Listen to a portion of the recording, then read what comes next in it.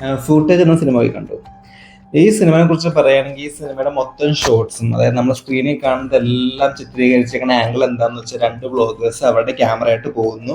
എന്നിട്ട് അതിൽ എന്തൊക്കെ ഷൂട്ട് ചെയ്യും, മീൻസ് ആ ക്യാമറ കണ്ണിലൂടെ എന്തൊക്കെ കാണാൻ പറ്റും അതാണ് സ്ക്രീനിൽ മൊത്തത്തിൽ കാണിക്കുന്നത്. അത് വളരെ നല്ല രീതിയിൽ തന്നെ അവർ ചെയ്തു വെച്ചിട്ടുണ്ട്.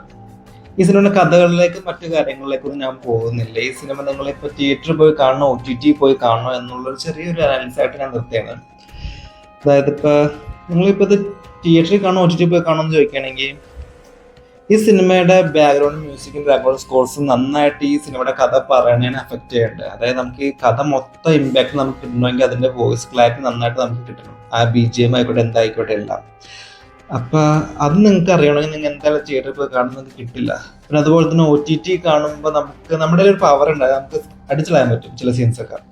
അപ്പൊ ചിലത് അടിച്ചു കളയുമ്പോൾ പെട്ടെന്ന് അടിക്കും മറ്റു ട്വിസ്റ്റ് നമ്മൾ അതിൽ കാണുന്നത്. അപ്പൊ അയ്യോ അടിച്ചു കളയാൻ തോന്നിപ്പോകും. ആ ടൈപ്പ് കുറച്ച് സീൻസ് ഉണ്ട്. മീൻസ് ഇതൊരു, ഞാൻ ആദ്യം ഇത് ഹൊറർ പടമായിരിക്കും എന്ന് പറഞ്ഞു. ബട്ട് ഇതൊരു ഹൊറർ ടച്ചുള്ള പടമല്ല. മീൻസ് ഹൊറർ എലമെന്റ്സ് ഉണ്ട്, എന്നാലും ഹൊറർ പടമല്ല. ബട്ട് ഒരു ത്രില്ലിങ് എലമെന്റ് ഉണ്ട് ഇതില്. പിന്നെ നമ്മ കണ്ട് പഴകിയ കഥകളോ നമ്മ കണ്ട് മറന്ന വിഷ്വൽസോ ഒന്നും അല്ല ഇത് അവര് കൊടുത്തേക്കുന്നത്.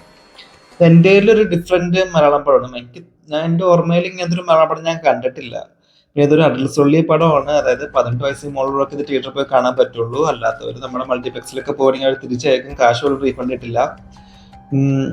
പിന്നെ നമ്മുടെ ഫഹദ് ഫാസിലിന്റെ സീ യു സൂൺ ഇതേപോലത്തെ തന്നെ ഒരു പടം. മീൻസ് ഈ സെയിം കഥ എന്നല്ല പറയുന്നത്, അതൊരു ഐഫോണിൽ മൊത്തം ചിത്രീകരിച്ച പടമുള്ളൂ. അതായത് വെബ് ക്യാമിൽ എന്ത് കാണുന്നു അതുപോലെ നമ്മുടെ വിഷ്വൽ സ്ക്രീനിൽ കൊണ്ടുവന്ന സിനിമയാണ് സീ യു സൂൺ. അതൊരു OTT റിലീസ് ആയിരുന്നു.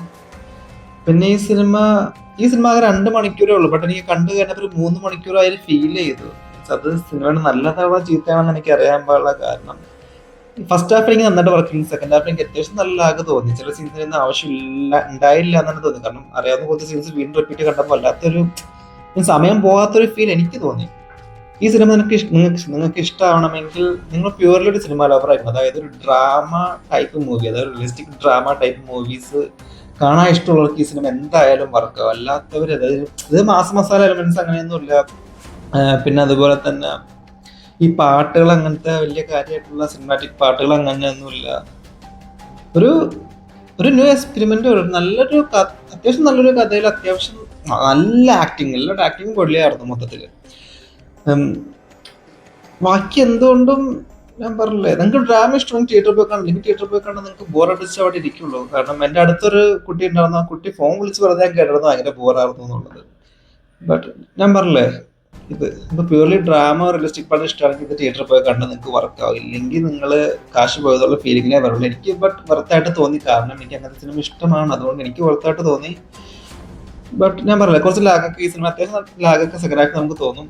പിന്നെ അത്രേ ഉള്ളൂ. നിങ്ങൾക്ക് ഡ്രാമ റിയലിസ്റ്റിക് സിനിമ ഇഷ്ടമെങ്കിൽ തിയേറ്ററിൽ പോയി കാണില്ലെങ്കിൽ OTT വെയിറ്റ് ചെയ്യുക. OTT വെയിറ്റ് ചെയ്താലും OTT ഈ സിനിമ എത്രത്തോളം ഇമ്പാക്ട് ഉണ്ടാകുന്ന പറയാൻ പറ്റില്ല. കാരണം ഞാൻ പറഞ്ഞില്ല, വോയിസും BGM ഒക്കെ അത്യാവശ്യമാണ് കാണുന്നതിൽ. അതായത് ഇരുട്ടുള്ള അന്തരീക്ഷവും ഒരു ഡിസ്റ്റർബൻസ് ഇല്ലാത്തൊരു അന്തരീക്ഷം ഈ സിനിമ കാണാൻ, ഈ സിനിമയുടെ ആ സ്വാതന്ത്ര്യം നന്നായിട്ട് ബാധിക്കും. അപ്പോൾ എന്തായാലും കണ്ടൊരു അഭിപ്രായം പറയാൻ കാണാത്തവരെ കാണാം.